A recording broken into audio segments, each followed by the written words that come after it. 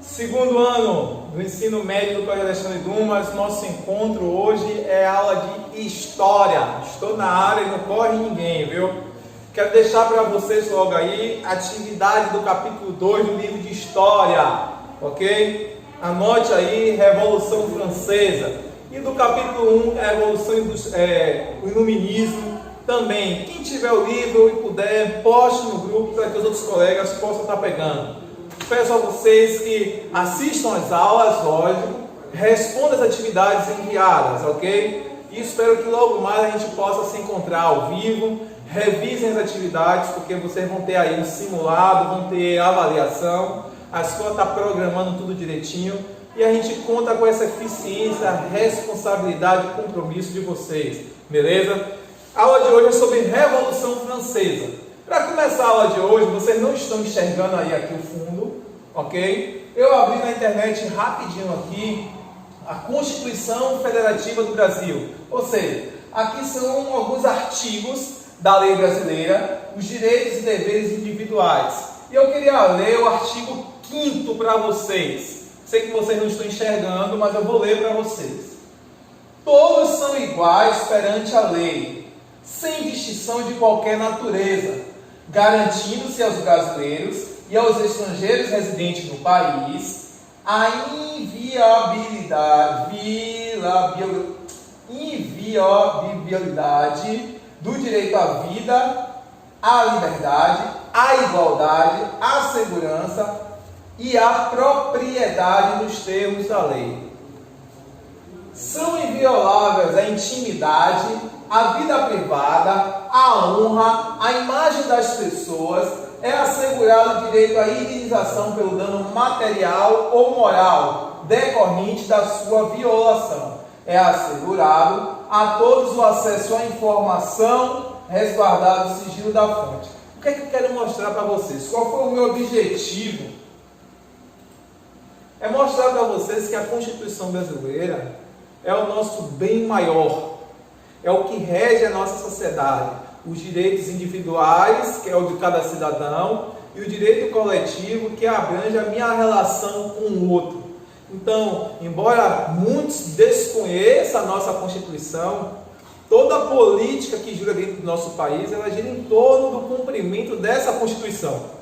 Então, presidentes, governantes, e você como cidadão, tem que funcionar a sua vida dentro da lógica desses direitos.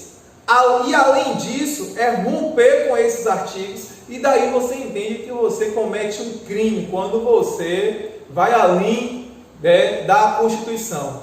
Então, por que eu estou falando isso? Porque no assunto de hoje nós vamos estudar a Revolução Francesa, e a nossa Constituição ela tem grande influência das ideias iluministas, das ideias liberais que a gente estudou no iluminismo, ok? E um dos pontos chaves da revolução que aconteceu na França vai ser justamente a busca por esses direitos individuais e coletivos. Então, um dos grandes marcos da revolução, da chamada Revolução Francesa, vai ser justamente isso. A importância que ela teve, a primeira importância está em que fator? A gente vai ver que a grande importância dela vai ser que quem promoveu a revolução, a transformação na França, foi a grande massa, ou seja, foi uma mudança que partiu de baixo para cima, ou seja, partiu do povo para cima. Normalmente as grandes transformações, as leis, elas são criadas de cima para baixo, ou seja, nós escolhemos os políticos, os representantes, são criadas as leis e quem está embaixo vai cumprir. Na França vai ser o inverso. Outro grande fator, porque foi um dos primeiros momentos, o alcance que se teve e o reconhecimento que se teve dessa busca por direitos sociais. Então, um dos grandes destaques da época aí da França, da Revolução Francesa, foi isso. Então, quando a gente fala em revolução ela é uma transformação, uma mudança. Então, no caso da França, foi uma mudança no aspecto cultural, social, econômico e político. Político vai se mudar, a gente vai ver aí, depois de 300 anos, vai ter um rompimento ou seja, do sistema de governo, com o sistema de governo. Durante 300 anos você tem um monarca no governo, você tinha um regime do antigo, o absolutismo monárquico, como nós estudamos, o poder limitado desse monarca, as pessoas não sendo consideradas cidadãs, mas sim súditos.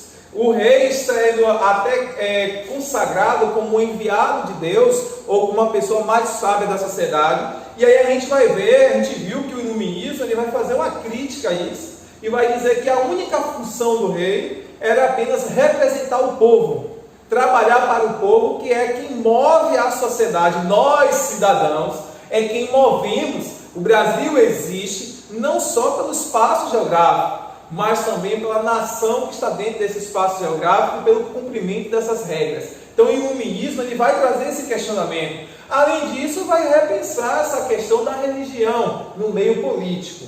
Então a gente vai estar estudando, a partir da Revolução Francesa, o colapso do absolutismo. Então, colapso significa o fim, é um dos primeiros momentos onde você vai ter essa crítica aos regimes absolutistas, que foram chamados de antigo regime. Na questão econômica, nós estudamos aí o capitalismo em geografia, o desenvolvimento do capitalismo, e a gente tem a primeira fase do capitalismo nesse período. Então, o antigo regime ele foi marcado pelo mercantilismo. Qual era a característica do mercantilismo? Era a inteira participação do Estado na economia, o controle do poder estatal, o controle do governo sobre a economia. O que significa dizer isso?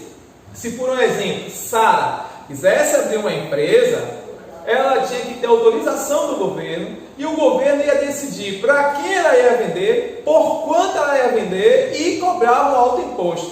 Praticamente, quando Sara ela fosse abrir a empresa, ou Maxwell, o que ia acontecer? O governo ia ser sócio de vocês. O iluminismo já pregava o liberalismo econômico, aonde o indivíduo ele decide aonde vai investir o seu capital, para quem vai vender, o momento que vai vender, e o governo, a função do governo é apenas receber o imposto adequado a isso.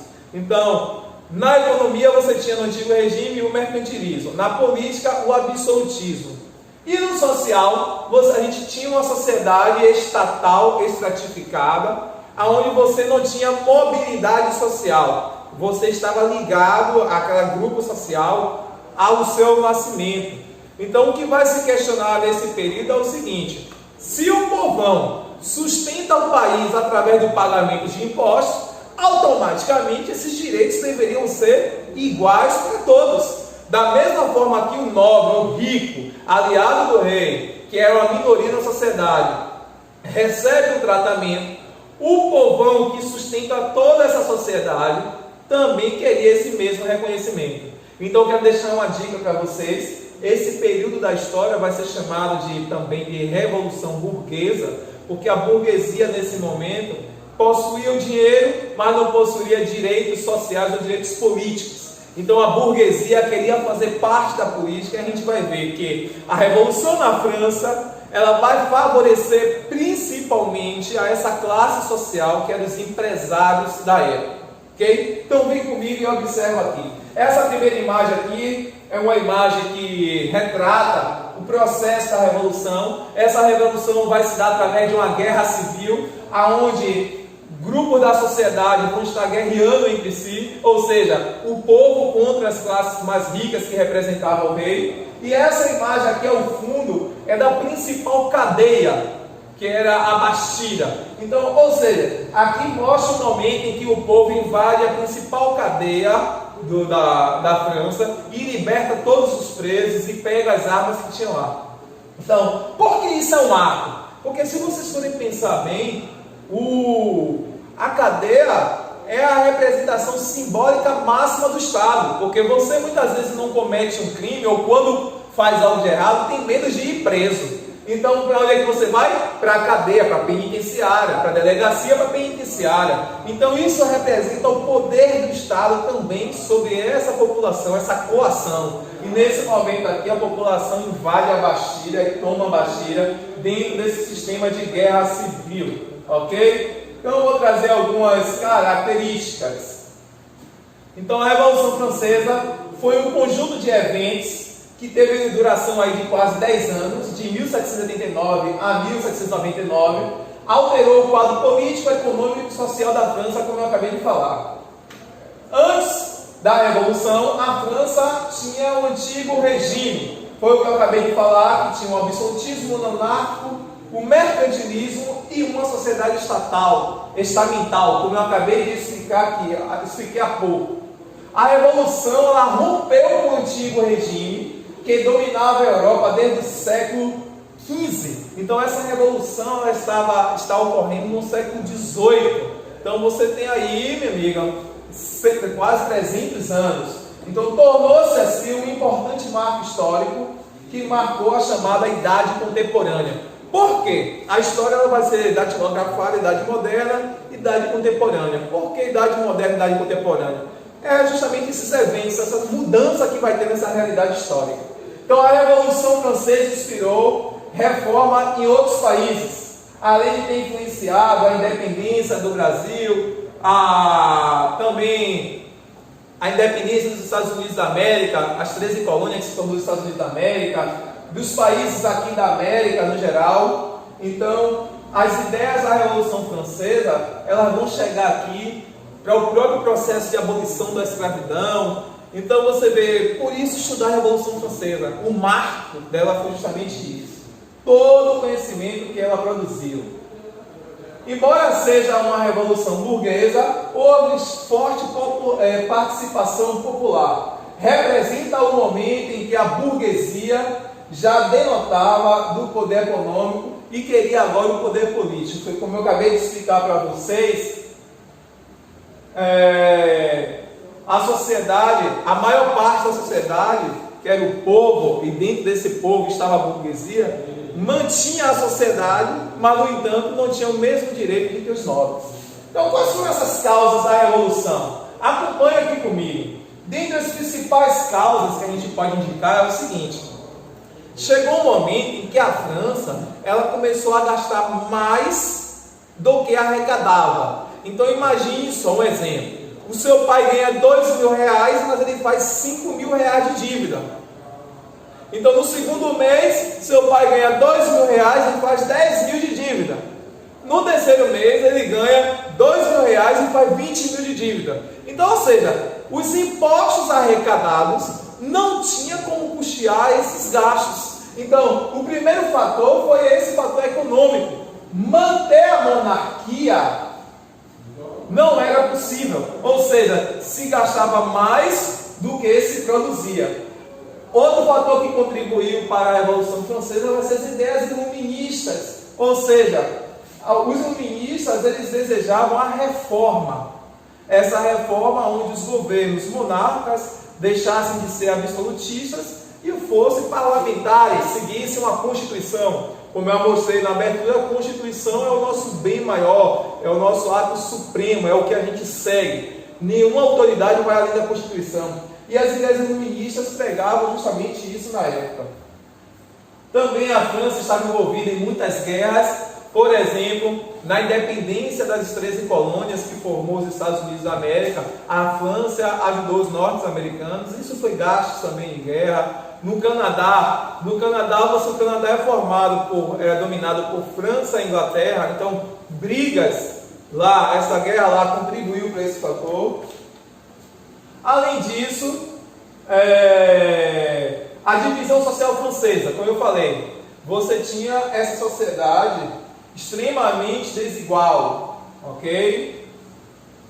E o fato de ter uma sociedade extremamente desigual, como a gente viu aqui, ó. Primeiro momento você tinha a igreja, ok? Segundo momento, a nobreza, herdeiros dos nobres, ok? E o terceiro era o povo, que era a burguesia, os camponeses, os trabalhadores urbanos, os desempregados, os trabalhadores rurais. Então essa divisão social não permitia ascensão. E o que a gente tinha na França é o que essa imagem tenta mostrar: o povo sustentando o primeiro e o segundo grupo da sociedade, ou seja, primeiro estado e segundo estado, a igreja e os nobres. Então aqui a gente vê nessa imagem que Estava insustentável manter essa realidade na França. Além disso, a França vai passar por problemas climáticos. Nesse primeiro momento, a produção agrícola vai cair, vai ter muita seca, então vai gerar muita fome, o índice de desemprego vai ser grande dentro da França. Então, todos esses fatores vão contribuir para que o povo vá para as ruas e promova essas mudanças.